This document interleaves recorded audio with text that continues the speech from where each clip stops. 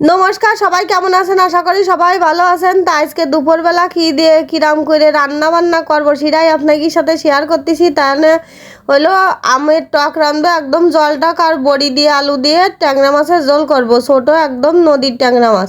তাই যে কড়াইতে তেল দিয়ে দিছি, তেলটা গরম হলেই আমি প্রথমে ভাইজে নেব বড়ি কয়টা।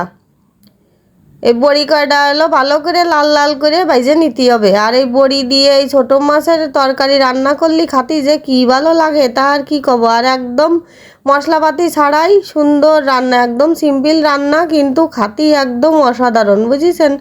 আর এই যে বড়ি কয়টা কিন্তু লাল লাল করে ভাজা হয়ে গেছে, আর বড়ি কয়টা সব উঠোই থুই দেবো। ধুয়ে এই তেলের পরেই কিন্তু আমি রাঁধুনি সম্বরা দেবো, অন্য কোনো কিছু দেব না। এই যে রাঁধুনি সম্বরা দিয়ে দিছি, দিয়ে এইবার যে মাছে হলুদ লবণ মাখাই ধুয়ে দিলাম, সেই মাছ কয়টা তেলের মধ্যে সাইডে দেবো। তাই যে মাছ কয়টা দিয়ে দিছি, মাছ সব কয়টাই আস্তে আস্তে দিয়ে দেবো। দিয়ে ভালো করে উল্টোই পাল্টায় ভাইজে নেব। আবার যে খুব মেলা ভাজবো সেটাও না, কিন্তু অল্প ভাজতে হবে। আর এই মাছ ভাজার মধ্যেই তারপরে সাইডে দেবো হলো বড়ি কয়টা, দিয়ে আলু আর ঝাল। আবার ওর মধ্যে কিন্তু ছোট্ট একটা পেঁয়াজ আর ছোট্ট একটা রসুন কুচোয়ে সেই আলুর মধ্যে কিন্তু দিয়ে দিছি, খাতি সেই জন্যই ভালো হবে আরও বেশি। তা এখন এই যে বড়ি দেওয়ার পরে আলু, পেঁয়াজ, রসুন আর হলো কাঁচা ঝাল একসাথে কাটিয়ে রাখা ছিল, সেই সব কিছু দিয়ে ভালো করে একটু নাড়িয়ে ছেড়ে নেব। নেওয়ার পরে একটুখানি হলুদ লবণ দিয়ে দেবো। আর হলুদটা আমি একবারে এখনই দিয়ে দেবো, ঝোলের সময় আর কোনো হলুদ দেবো না, শুধু লবণটা একটুখানি চেখে দেখতে হবে না যে লবণটা হয়েছে নাই, তারপরে যদি লবণ কম থাকে তাহলে দেওয়া যাবে না। তো এখন এই যে আলু দিয়ে মাছ দিয়ে সব কিছু দিয়ে একটুখানি ভাইজে নিছি, নিয়ে এখন এই যে গরম জল ঢালিয়ে দিলাম।